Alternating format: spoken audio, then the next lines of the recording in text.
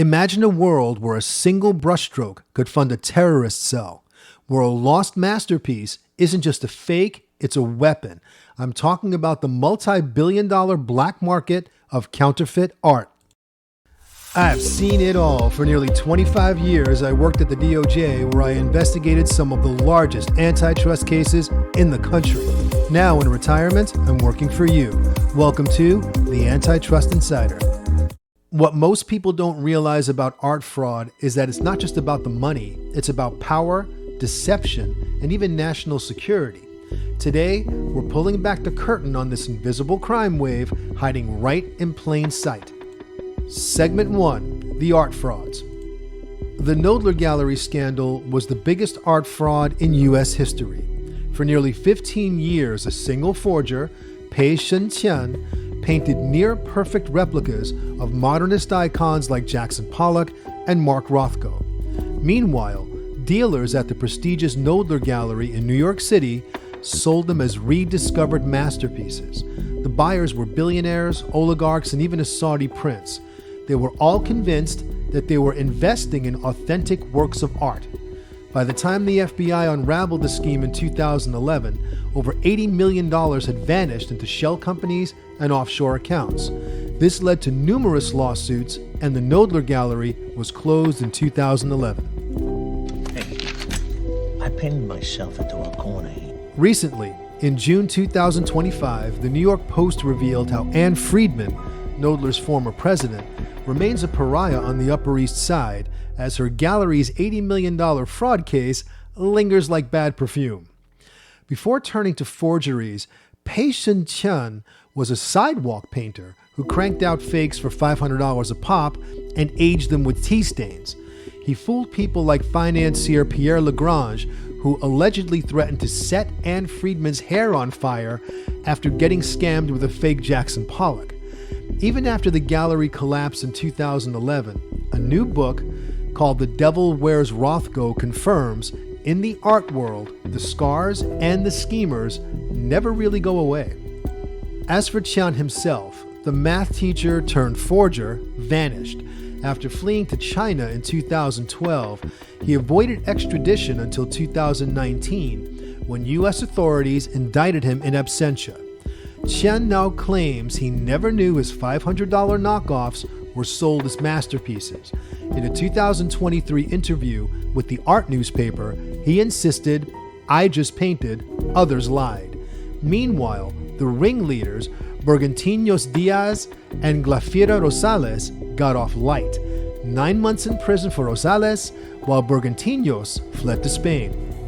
Another example of art fraud is the case of Wolfgang Beltracchi, Europe's most notorious art forger.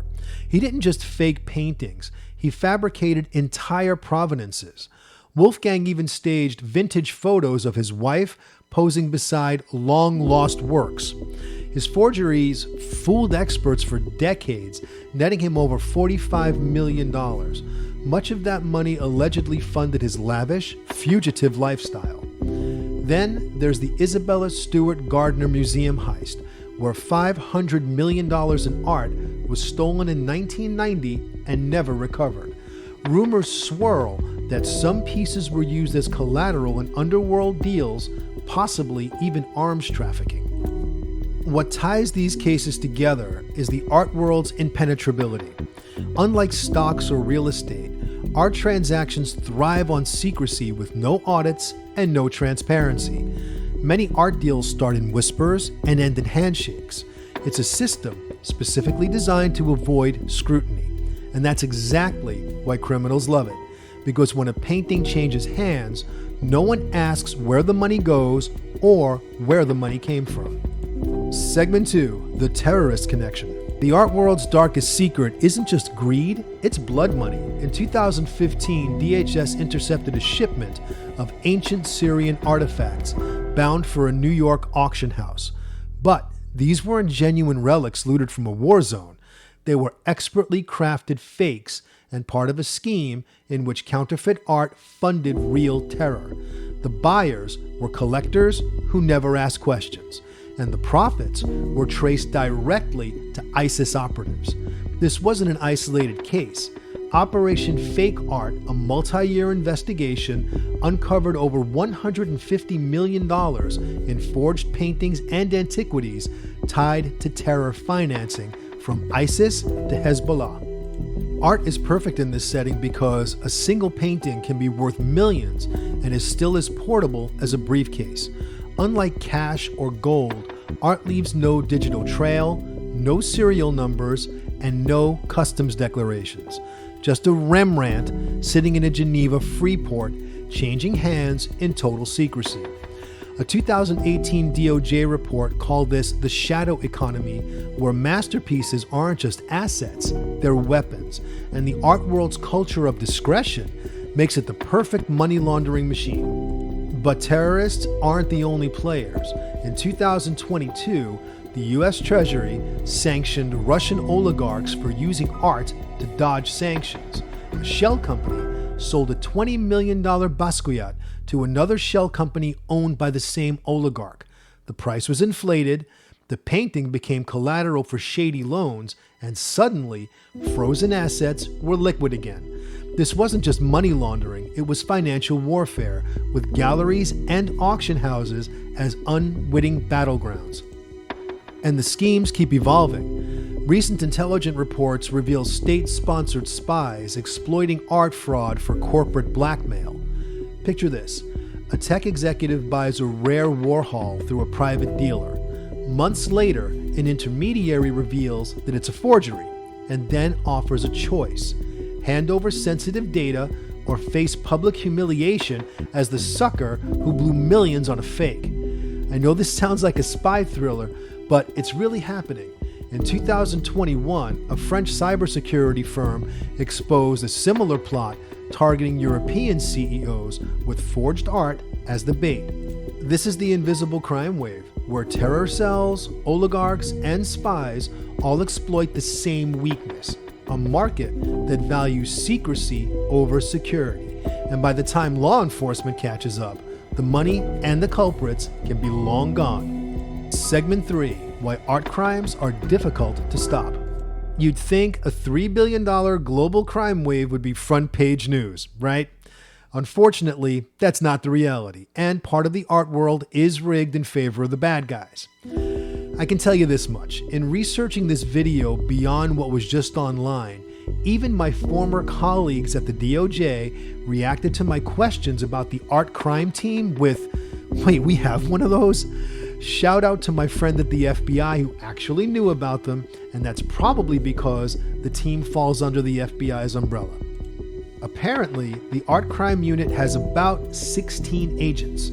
That's all the DOJ has to investigate art crimes worldwide.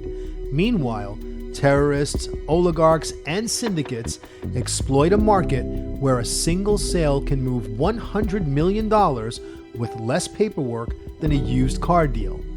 The Anti-Money Laundering Act of 2020 does force dealers to report suspicious transactions, but free ports continue to operate like Swiss bank accounts, while setting up shell companies can be cheaper than buying dinner at Burger King. Don't get me wrong, despite the obstacles, there have been some solid wins. In 2023, the DOJ extradited a fugitive art dealer from Italy for illegally selling $60 million in fake Modiglianis, proof that the long arm of the law can reach criminals no matter where they are.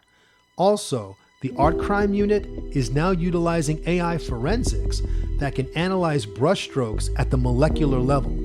This catches flaws that even the best human appraiser might miss. So, the next time you see a headline about some rediscovered masterpiece, ask yourself, is this real? Is it funding a war, terrorism, or an oligarch's yacht? Because this isn't just about art. It's about shadow wars fought in gilded galleries and climate-controlled warehouses. And if my time at the DOJ taught me anything, it's that the most dangerous crimes aren't the ones splashed on the news, it's the ones no one sees coming. If you found this video helpful and informative, please hit that subscribe button, like, and comment.